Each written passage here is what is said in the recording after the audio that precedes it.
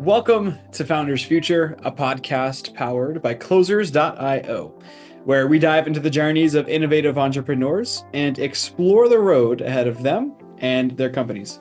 I'm your host, Nick Cicchiotti, and in each episode, we'll uncover the stories behind impactful ventures, the challenges faced along the way, and the strategies driving their future growth. Today's guest is James Lucente, social media growth coach and CEO of LSM Digital Marketing, which is a boutique done-for-you content and paid ads agency that helps brands and agencies 10x engagement and revenue. So, with over 2 decades of experience in digital marketing and entertainment, James is able to turn inconsistent social media into high-converting, data-driven growth engines for founders, creators, and creative teams. So, James, welcome to the podcast. Thank you, Nick. It's great to be here. Yeah, it's great to have you. So, take us back from the beginning, right? We always like to start from there. So, before you started LSM Digital Marketing, right? What exactly were you doing at the time? And what really motivated you to want to start your own business? So, man, I'll take you way back. So, I never wanted to work for anybody ever. As a kid, I saw my father going to work. He was a very successful executive, and he, got dressed in a suit every day and went to work. Had amazing career, and I was like, God, I never want to do that. So, I got into music very early in my life, and I wanted to be a rock star when I was a little kid, and that's the path I took.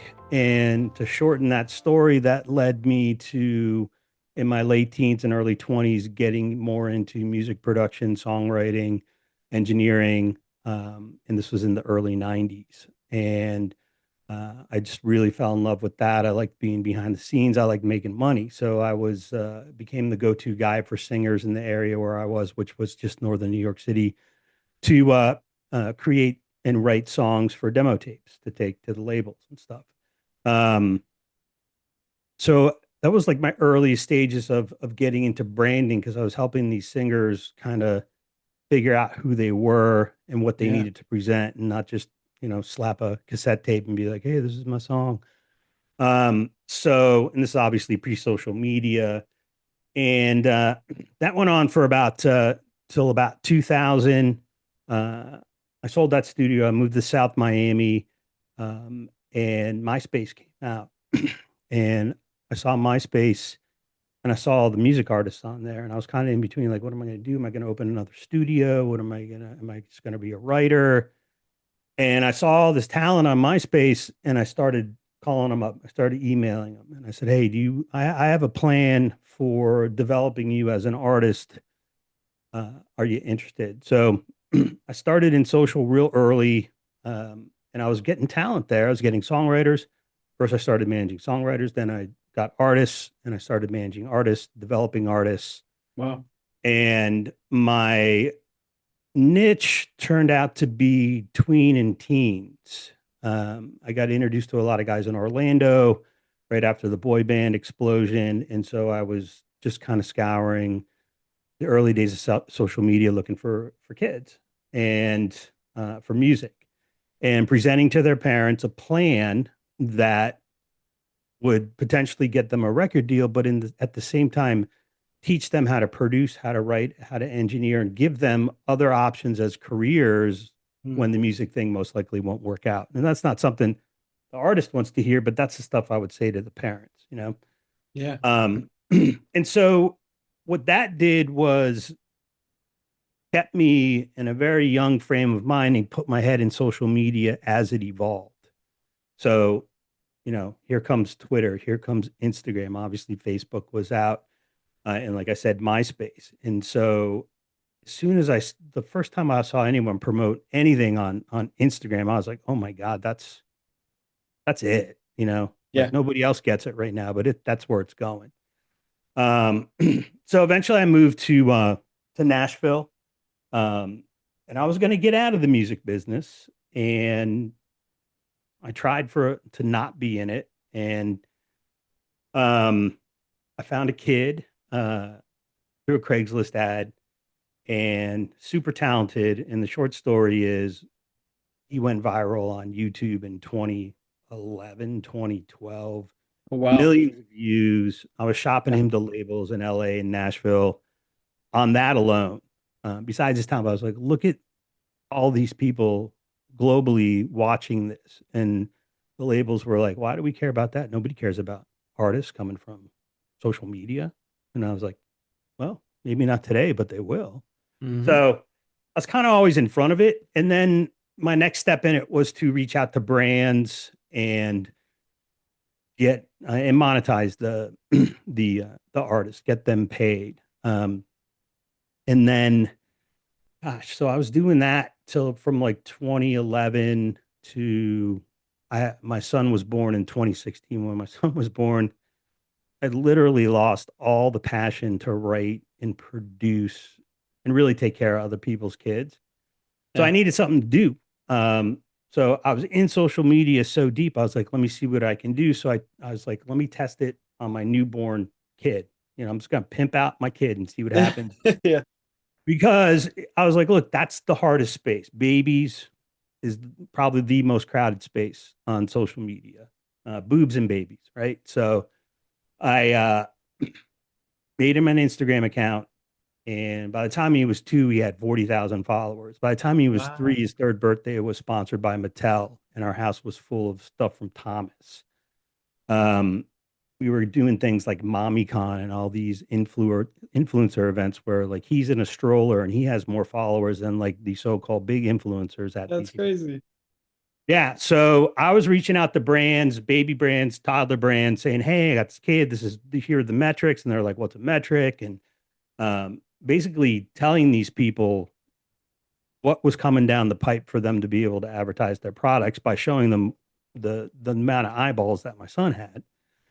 Um, so the algorithm back in that day was very, at least to me, it was very simple, um, and I was able to do everything organically. And I still mostly do things organically. I never Sure. paid ads for my son, never did any of that. It was just Yeah. engagement, engagement. And I looked at it like this. It's like I think the biggest mistake people make when they get into social media is they think it's different than real life. And it's really Hmm. not in the sense where you need to make real connections and you need to get people to trust you Yeah. and they will buy from you whatever you're selling them. And Yep. it's really that simple.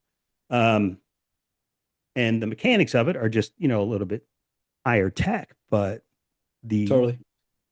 the basis of it is believe me, and I'm going to give you a good product and I'm going to make you feel like it's worth a lot because it is, and you'll see the Yeah. value and yada yada yada. So anyway, that turned into I did his account until he was like 4, and then I started going to businesses, and I was like, hey, look what I did with this, and so I picked up business clients. I stayed away from music artists because they just really couldn't afford to do what I Sure. was Yeah. It's hard for them, doing.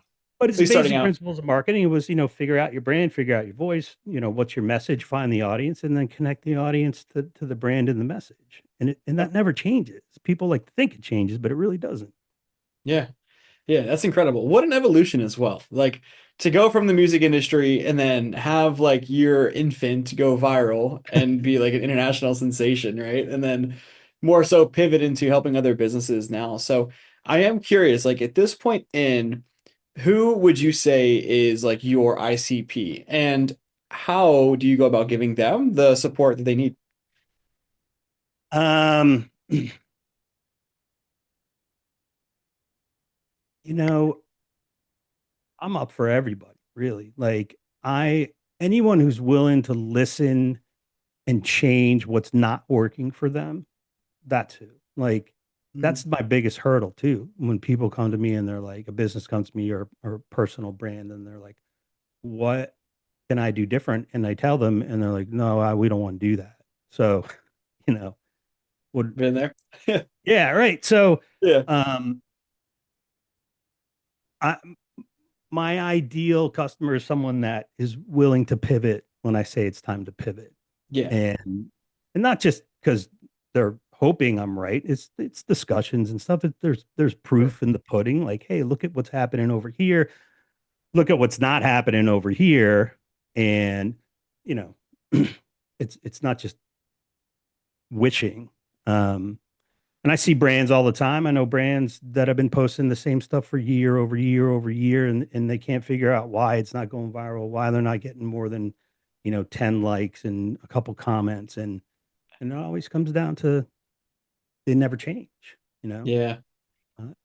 One of the beautiful things about social media is you get feedback in real time. And if you don't pay attention to it, you're just kind of an idiot. It's a great point. Yeah.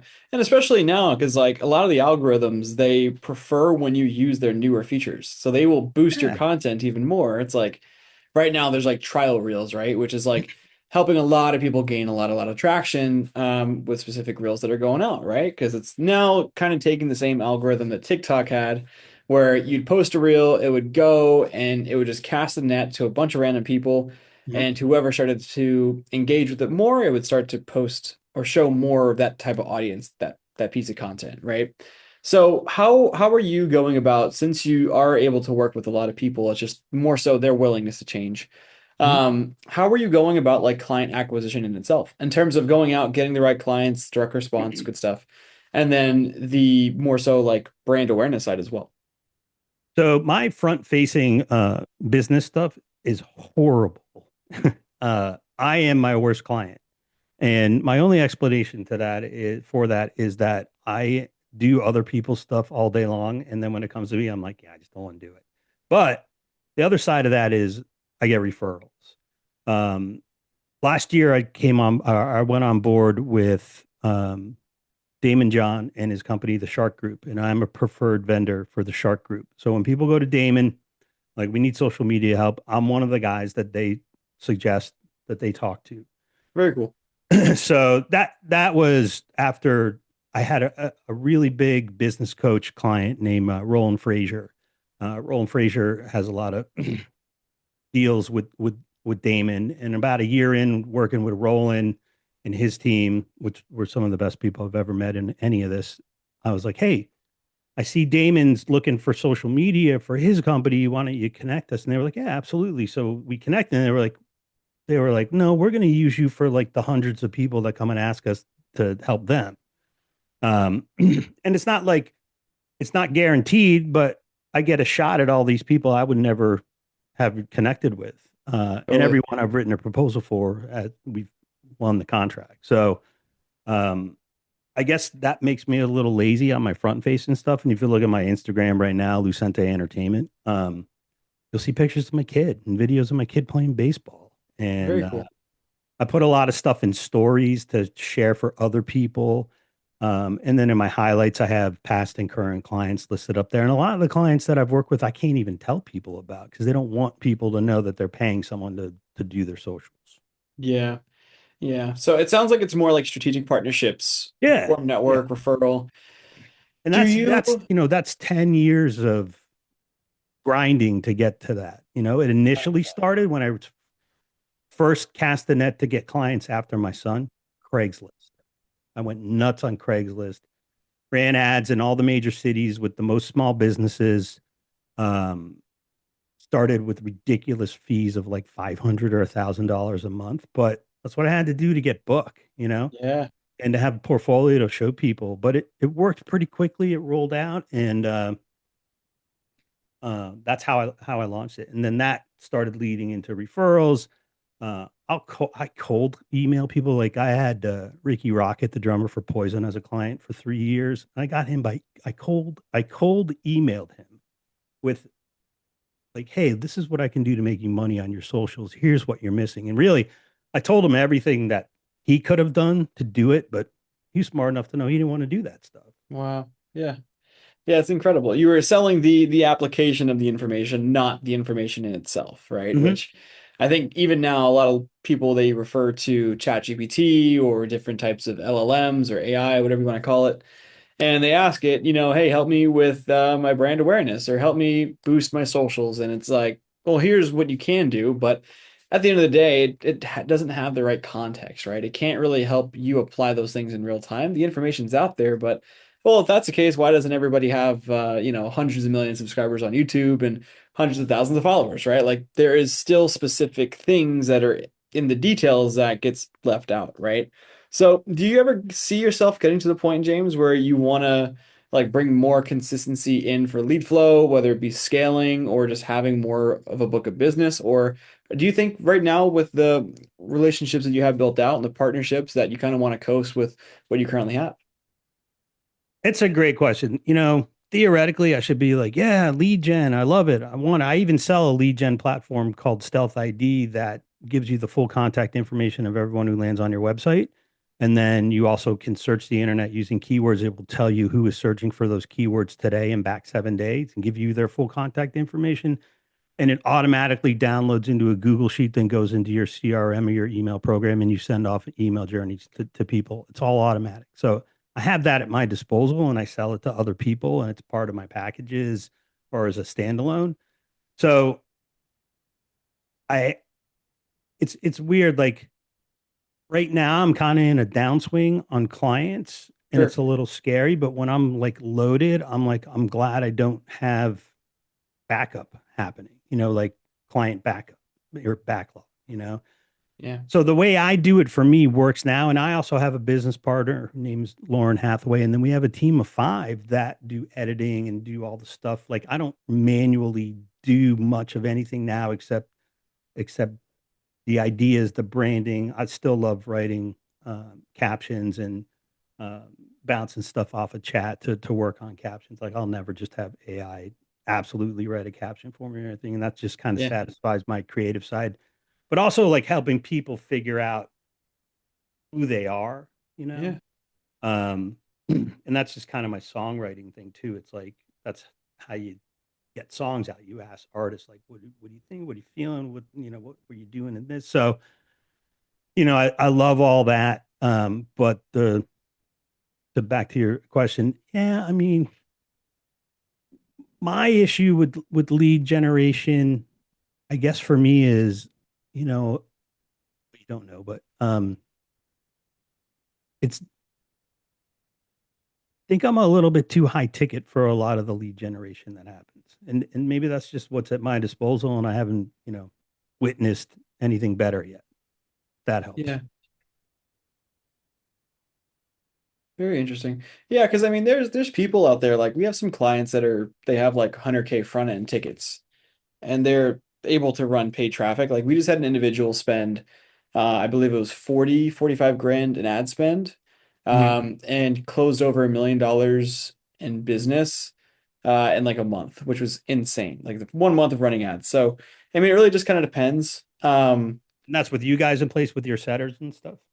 Like he was running paid traffic, yeah. So like we gave him some guidance and he kind of went through and yeah, he just learned how to run ads the proper way with his. Yeah. I think we had to refine his offer and stuff like that as well. But yeah, yeah. So I mean, it is possible. It just really depends, right? But Yeah. I guess for you, like since you have like a really good thing going right now, right? So when you look at the say trajectory of the business over the next maybe 6, 12 months from now, what are some of the goals that you have set out for the business?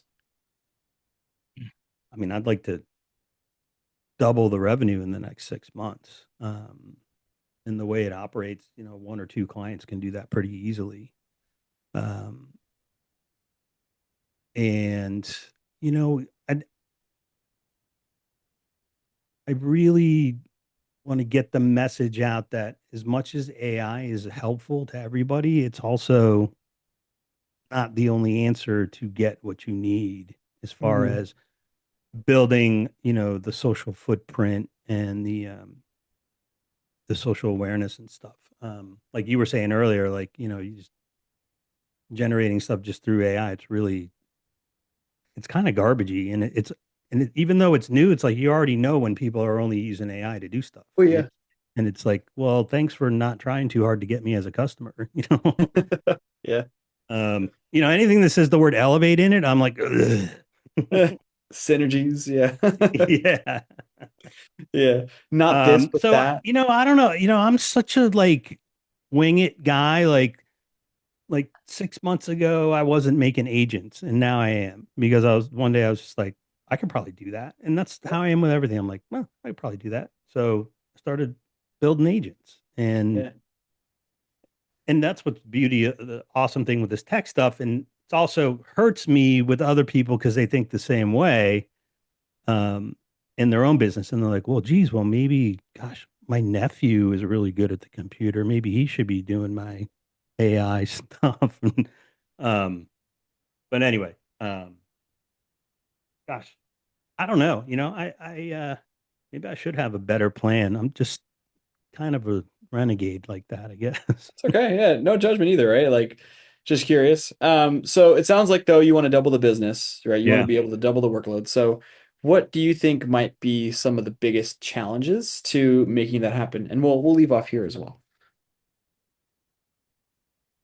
Biggest challenge and it's just like dropped like 1,000 pound brick is exactly what I was just saying before. More and more people believe that they can do what my company does on their own. Yep.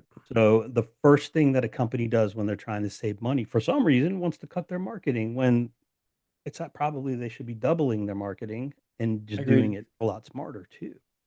Um, and that's the burden of AI and automation and things where you know that's how it's sold to the general public. This you could do this with the press of a button, and you don't have to pay those expensive agencies and yada yada yada.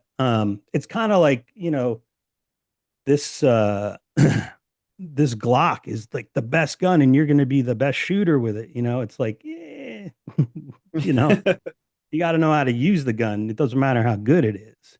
Yeah. Yeah. Um, 1,000%. so that's the biggest hurdle. It happened probably 4 years ago with other automation things like automated posting or programs that could do your ads and things like that, and then it swung back in our favor. Um, but really, it's the thing that I do and that I present to companies is it's like, look, we're not just going to do your social media. We are a plug and play digital marketing team for your company. Almost like a fractional marketing team, um, and we are 24 hours a day. Like we don't have downtime. I might have downtime, but they're always in contact with somebody, something. Everything gets done when it needs to get done, usually before it needs to get done. Yeah. Right on. So, technology is great and technology sometimes isn't. And I tell everyone, if you really want to learn how to do marketing and social media, read Dale Carnegie's How to Win Friends and Influence People. It's probably one of the best books to tell you how to get people to Yeah. like you and buy stuff from you. I've read that book more times than I can count, so Yeah. I could vouch as well. That's a great recommendation. And James, thank you so much for joining me today. And Yeah, it's honestly, been man, just great, man. sharing your incredible journey and all of the insight with us. So, for anybody out there listening to this right now that would like to reach out to you, whether it be social media, maybe become a client, who knows? What is the best way for them to go about that? Really, you could email me at James at Lucente, that's Lucente, socialmedia.com. Uh, I'll talk to anybody, give free evaluations. I love telling people their babies are ugly, and maybe they don't want to hear it, but I got tired of beating around the bush, and it's just I'd rather have you not want to work with me right up front than get deep in, and then I can't change the things that we had agreed upon we're going to change. Yeah. So I'm pretty straightforward, very very open about what I want to do, and those are the people I'm looking forward to work with. There it is. Well, guys, that wraps up another inspiring episode of Founders Future. To our listeners, if you enjoyed this episode, be sure to go check out James on all of the platforms he just mentioned. And then also don't forget to subscribe to Founders Future. And if you are a business owner and you are looking to scale your business and you really want to enhance your sales and marketing efforts, visit closers.io to hop on a call with our team and discover how we went from 0 to $30 million per year in less than 3 years. Until then, guys, keep on crushing it, and we'll see you on the next one.